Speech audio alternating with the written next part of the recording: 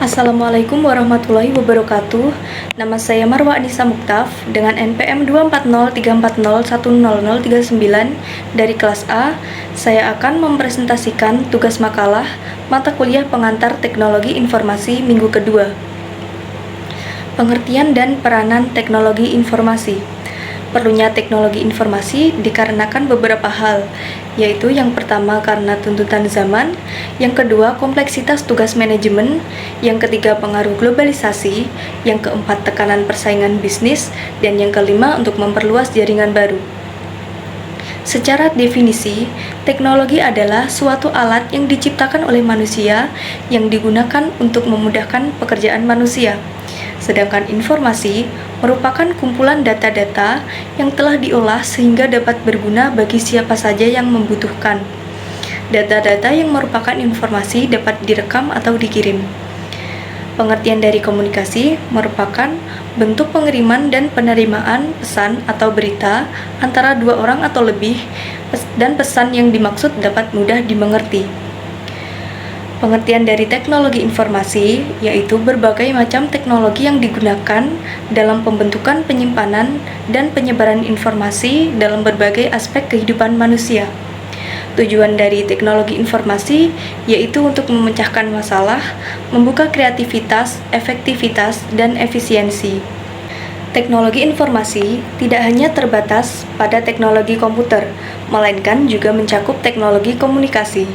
Teknologi informasi menggabungkan komputasi atau komputer dengan jalur komunikasi yang berkecepatan tinggi yang membawa data suara dan video. Sistem informasi yaitu sistem yang menggunakan teknologi komputer untuk mengumpulkan, memproses, menyimpan, menganalisis, dan menyebarkan informasi. Definisi dari komputer yaitu alat elektronik yang dapat menerima input data dan mengolahnya menjadi suatu informasi yang diinginkan dengan menggunakan suatu program yang tersimpan di memorinya, serta dapat menyimpan program dan hasil pengolahannya di mana bekerja secara otomatis. 3 aspek dasar yang dapat membuat komputer dapat bekerja, yang pertama hardware, yang kedua software, dan yang ketiga brainware. Selanjutnya, peranan TIK dalam berbagai bidang.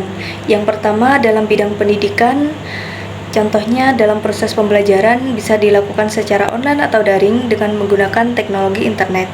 Yang kedua dalam bidang perbankan, dengan adanya internet, transaksi perbankan tidak harus datang langsung ke bank, melainkan bisa menggunakan internet secara online.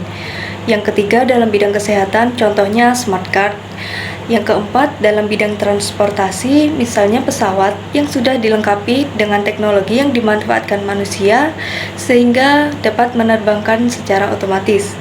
Yang kelima yaitu jasa pengiriman, misalnya saat dulu kita ingin mengirim surat harus pergi ke kantor pos, tetapi untuk sekarang ini bisa menggunakan email, WhatsApp, Zoom, dan lain-lain.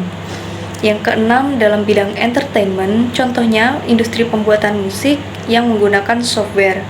Dan yang ketujuh dalam bidang perdagangan, dengan adanya TIK, proses jual beli tidak harus bertemu secara langsung, tetapi dapat dilakukan secara online, seperti melalui online shop atau commercial shop. Demikian presentasi makalah yang saya sampaikan. Terima kasih. Wassalamualaikum warahmatullahi wabarakatuh.